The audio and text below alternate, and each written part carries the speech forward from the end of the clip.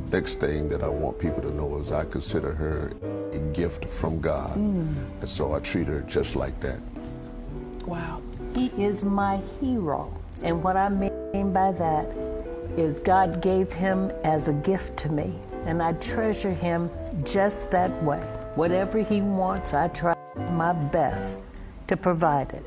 If it's a meal, not a problem. If he wants just to take a ride, I'm there to do that. If he wants just conversation, I say, let's go. If it's a boring night, I say, let's make a picnic in the bed with a blanket and a picnic sandwich. He's my one, and we keep it live for each other. 52 years, he's the air in my lungs. So we spend our time just making each other happy. And the most important thing in that context, of being a pastor, you got to have God in your life. You got to pray. Have some intense moments of fellowship. That's our way of saying, you know, sometimes we don't agree. Okay, and then so with our prayer life, love and respect we have for each other, years ago would be bumps in the road. Now it's just smooth sailing because we worked our way through all of that. So we're each other's best friend.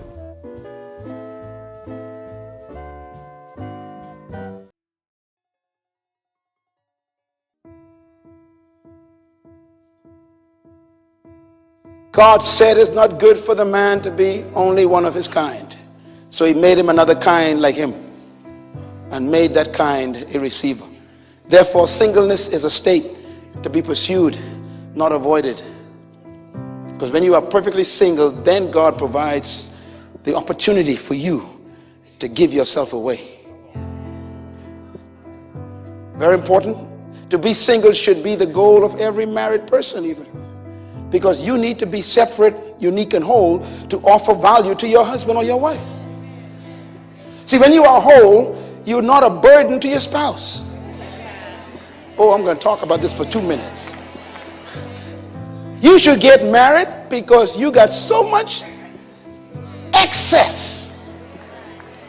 You need someone to give it to. You shouldn't get married because you're starving for something. You become a burden. You're looking for attention, looking for approval, looking for someone to make you feel important. That's why you get married. You are a burden to me.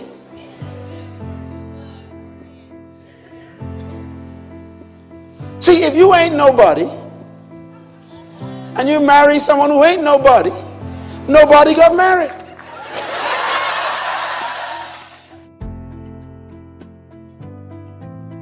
Am I right about it? And so you got two people all the time trying to use each other to get to be somebody. And ain't nobody in the house. Serious reality. Very important. Write this down, please. Some of the loneliest people in the world are married people. So marriage does not solve loneliness. It just exposes it. If you feel lonely tonight, you don't need marriage. You need to meet yourself. Let me give you some thoughts that will blow your mind. Loneliness is magnified by marriage. It magnifies and exposes the fact that you are not unique, you are not separate, you are not whole. Singleness is an amazing thing. Adam did not know he needed a mate. Did you realize that? God was the one who said, it is not good. Adam didn't care, wasn't interested. Why? He was so complete, so whole, so fulfilling his purpose, naming animals, ruling the garden, bringing order to the place. He was so busy, he didn't know he needed a mate. Here's the key. You are ready for marriage when you don't need to be. Oh, I said something deep just now. When you don't need to be married, then you are ready for marriage. Here's a statement you want to write down. You are not ready to live with someone else until you can live with yourself. Why? Because your relationship can only be as successful as your singleness with yourself. And I promise you that no human can meet your ego needs. They cannot meet your soul needs. And And so we get married for folks to build our ego and give us a sense of approval and value. You are sick. You don't become a spouse when you are in that condition. You become a patient. Here's what marriage is. Marriage is such a beautiful idea. Only God could have thought of it. It's his product. It's God's idea. It was not created by the government or the parliament or Congress. They should not be tampering with God's product. Leave it alone. It's God's product. Let me give you a quick perspective of marriage. Number one, it is the first institution God created. When you read the Bible does not begin with church. It doesn't begin with government. It doesn't begin with university and education. The first institution God created was marriage.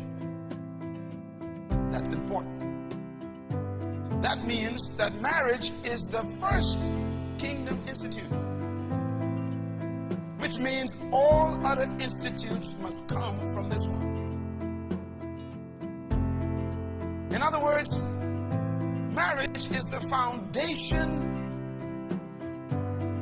of all relationships. God began it with a single person. He made Adam first. He gave instructions. And so the kingdom of God begins with a single meeting a single, and they create an institution.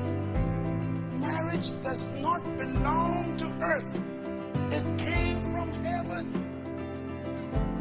God married Adam and Eve. So we keep forcing parts on our stuff. And God is saying, it may run for a little bit, but when you start seeing smoke, it sounds like some relationships. I can't breathe in this house. I need some air. I want to get out.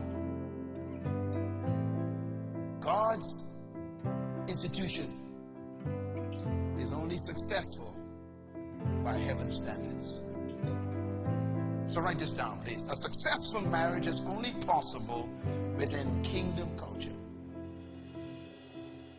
It must be within kingdom culture. In other words, God's product must be within his specifications.